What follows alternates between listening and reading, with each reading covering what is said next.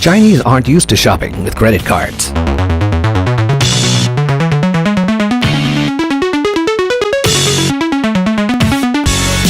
Find out the truth at Market to Watch Building Brands Beyond Tier 1 in China on September 5th in Shanghai. Building China's creative reputation. Now this is thoughtful.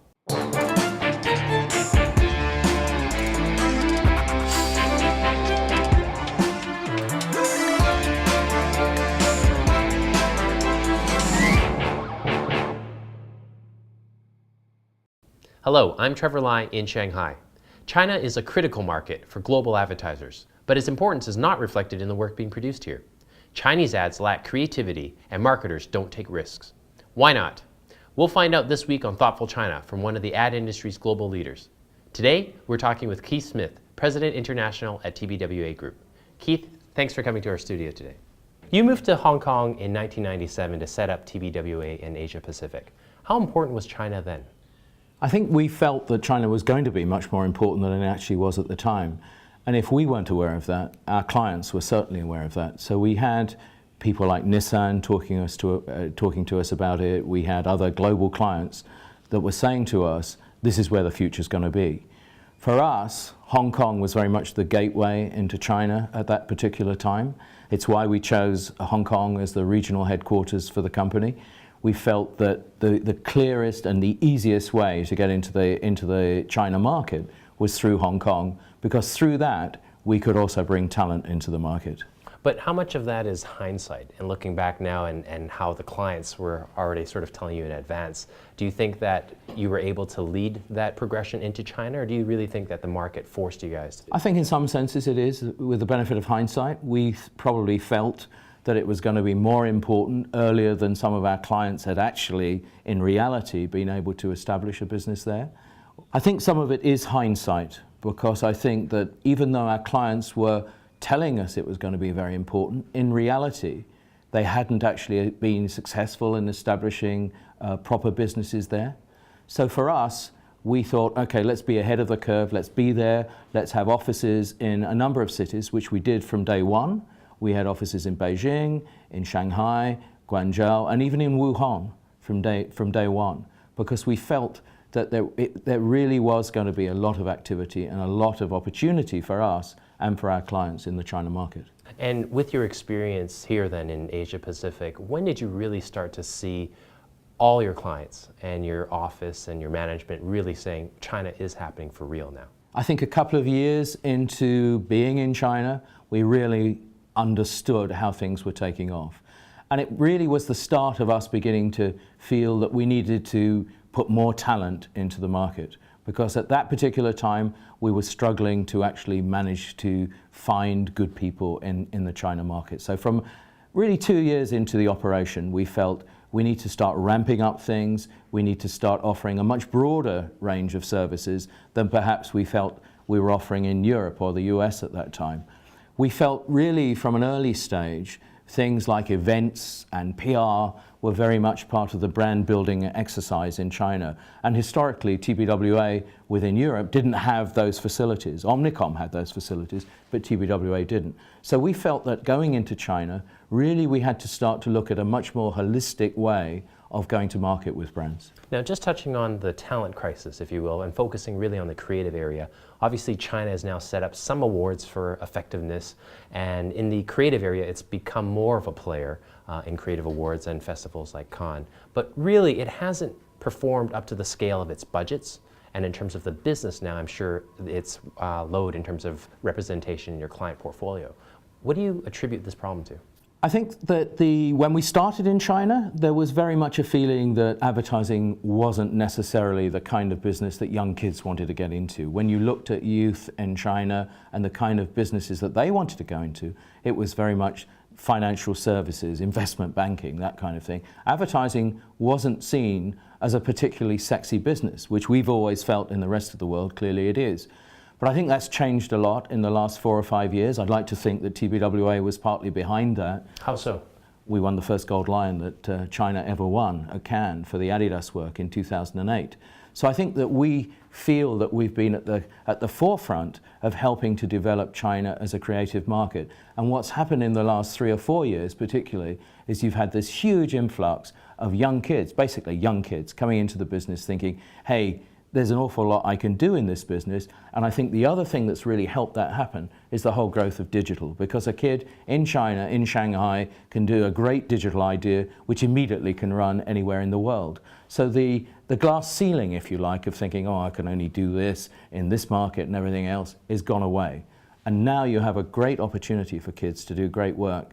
And we are trying to encourage more and more of the young kids coming out of universities and out of schools to think about the creative part of our business. So talk a little bit about how TBWA, in terms of its strategy and implementation, actually actively goes about and does this sort of recruitment and education. Because winning the Gold Lion, if they didn't know what that was or didn't realize how important that was to begin with, how would you go about and actually we spend a lot of time working on training for our people.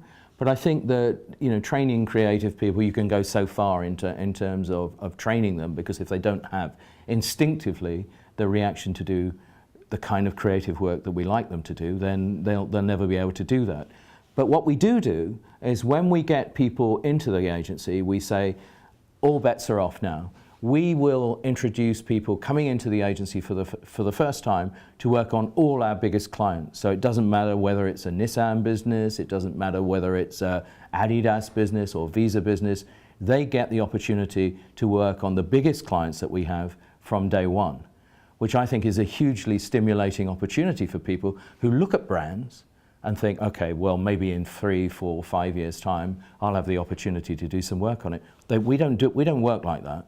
They have the opportunity from day one to work on the biggest brands that we have and do work that will be presented and sold on and run at whatever stage they are in their advertising career. It's interesting that you talk about creative instinct and identifying that in your top talent and then nurturing that and putting them in key situations. Because there is a stereotype, you know, often sort of perpetuated in Western media that the Chinese education system somehow stifles creativity. So in a sense, that's where the talent crisis is coming from. But obviously, TBWA has built a business over a long period of time now, finding this creative talent. So what's your take on that perception that the Chinese, you know, the young Chinese person maybe is not as creative as their Western counterpart? I think it's a complete fallacy. I don't think that's true at all. But I think what it needed was the impetus of big brands to start to grow and build their business in China. Because once kids started to see those brands developing, and once they started to see the work that those brands did around the world, all bets were off. And it became an opportunity for them to say, okay, how do I take these brands, how do I take these businesses and make them relevant to a Chinese consumer? And I think that that has changed, you know, in the last 5 years, it's changed out of all recognition. You only have to go to Cannes, and I've just been there, to see the number of Chinese creative people that are there now. And it's amazing the way things have changed. There are huge numbers of Chinese kids going to Cannes each year and seeing what's best in market and best in class. And I think it's taken the blinkers off. And I think whatever parental advice they may have had in the past is probably out the window now, because I think it's you know, it's seen as being a legitimate and a productive part of the way the economy grows. So from a parental standpoint, you don't have to have a doctor and a lawyer as a kid, for your kid. You know, advertising is a legitimate business. They could be a creative director. They could be a creative director. We would hope that they would. And indeed, you know, one of the things we've been talking about is how do you take young creative talent that we have in TBWA and expose them to other markets around the world. We like to move people around anyway. We've always been a company that did that.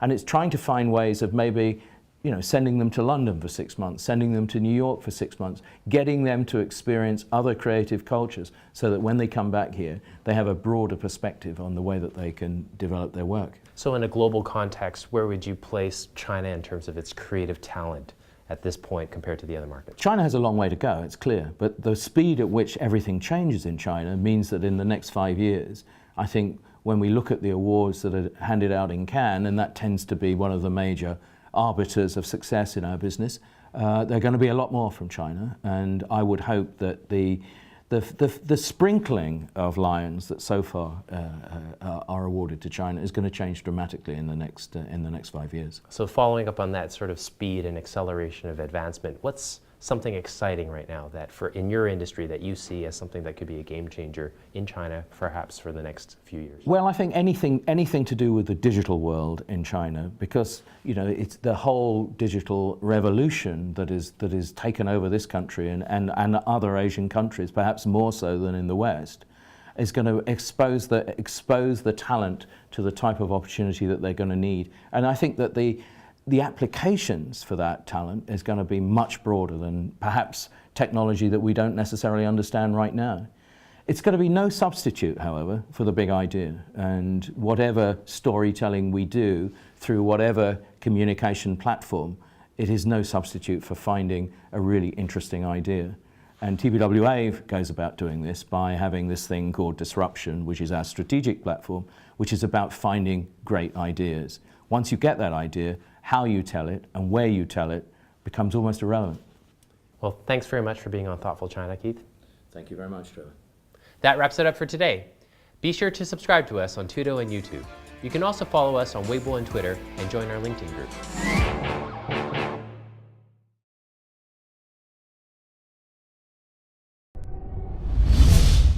The super rich aren't the only ones buying luxury goods in China.